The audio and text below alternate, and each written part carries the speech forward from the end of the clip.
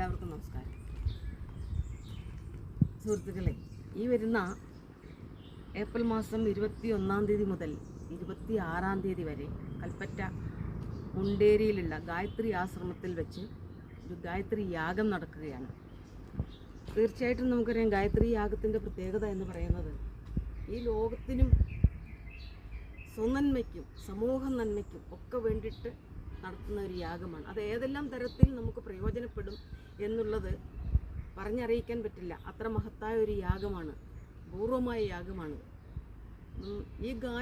ഈ യാഗം നടക്കുന്ന സമയത്ത് നമ്മളുടെ എല്ലാവരുടെയും പലവിധമായ സഹകരണം ആവശ്യമുണ്ട്.